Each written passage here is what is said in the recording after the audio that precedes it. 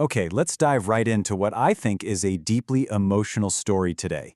We're looking at how one person's quiet belief can literally rewrite the entire trajectory of someone else's life. We so often think of impact in these loud, monumental terms, right?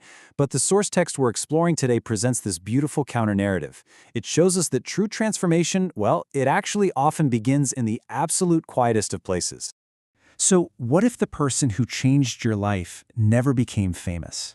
I really want you to think about that for a second.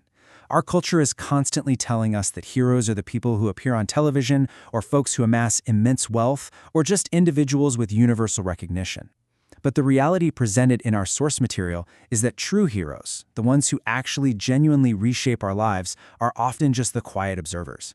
They're everyday people who might never even know the massive magnitude of how they've inspired you. Section 1. The Quiet Observer. Let me introduce you to Emma. She was a small-town librarian, and every single morning, long before the sun even began to rise, she'd be there unlocking the heavy doors of this old brick library right in the center of town.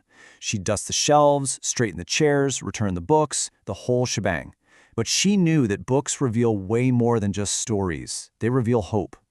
Emma wasn't just managing an inventory of paper and ink here. She was watching people. She noticed who returned books unfinished, and which adults just stopped reading altogether when life got a bit too heavy. She held this absolute core belief that every single person walking through her doors carried an unfinished chapter. And sometimes, the only thing a person needs to keep going is someone else who simply believes there's another page left to write. Section 2. The Boy Who Stopped. And this is exactly where Emma's quiet philosophy meets a real-world test. Let's look at Liam.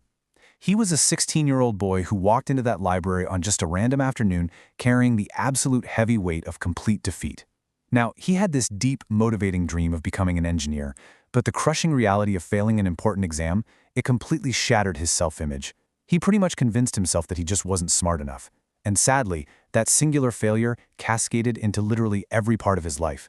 He stopped reading, he stopped trying, and most tragically of all, he stopped believing in himself. Well, Emma, being the quiet observer she was, noticed this change in Liam right away. But rather than offering, loud, unsolicited advice or giving him some generic pep talk, she did something incredibly subtle. She quietly placed the biography of a famous inventor right on the return desk for him. And tucked inside the front cover was this handwritten note. Failure is a comma, not the end of the sentence. Just let that sink in for a second. A comma. A simple pause. Definitely not a full stop.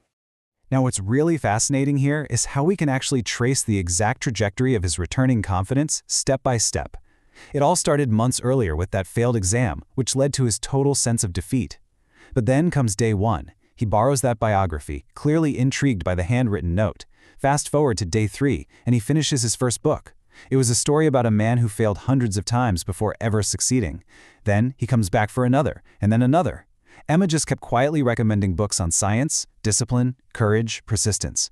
And little by little, Liam's confidence returned. That single tiny comma sparked a journey that 10 years later would actually see him as a highly successful engineer. Section 3. The Ripple Effect.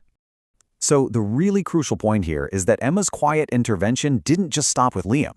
Actually, it scaled into this community-wide movement that transformed the entire town.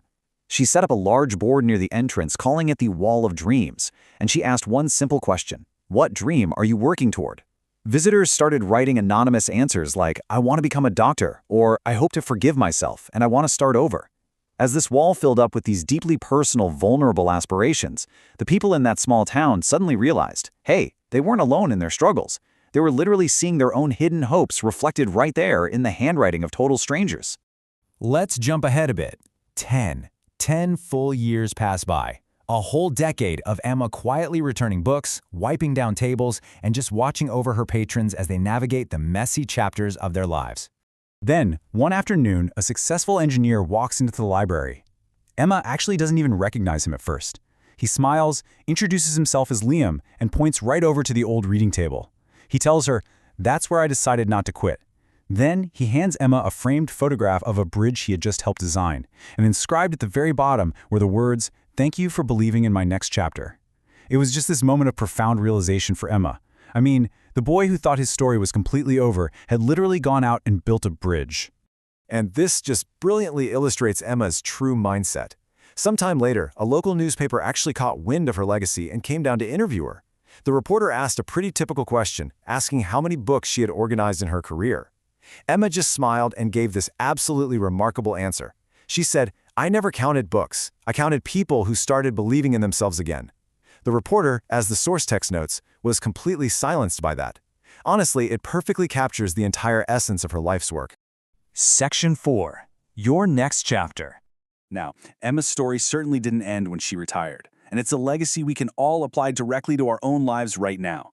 To honor her, the library instituted a brand new tradition. Every single new visitor who walked through those doors received a bookmark printed with Emma's favorite words.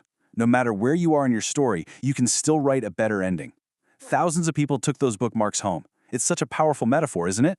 Bringing this whole idea of the library of life straight into our own hands. Because life really is like a library, handing us a brand new, completely blank page every single day. Now, naturally, some of the chapters we write are going to be incredibly joyful. Others, however, well, they're going to be painful, difficult, and full of setbacks. But the absolutely key takeaway from Emma's philosophy here is that no difficult chapter has the power to write the ending for you. Only you get to do that. Remember, one bad chapter never ruins an entire book. You just have to turn the page. If you're going through this explainer right now and you've made mistakes, or you've experienced a massive failure, or maybe, you just kind of stopped believing in your own dream, I want to heavily encourage you to keep writing. Just like Liam, you might feel like you've completely failed an exam of life, but I promise you, it is just a comma. Your greatest chapter may still be waiting for you, literally just one page turn away. So I'm going to leave you with this final thought. Your story is not over. If this narrative inspired you today, subscribe to Gravonix Stories for more original motivational explainers exactly like this one. And hey, comment the mantra, "My story is not over," below to claim your next blank page. Because every single sunrise gives you another chance to write a better ending. Thanks so much for joining me on this explainer. Keep writing, and I'll see you in the next one.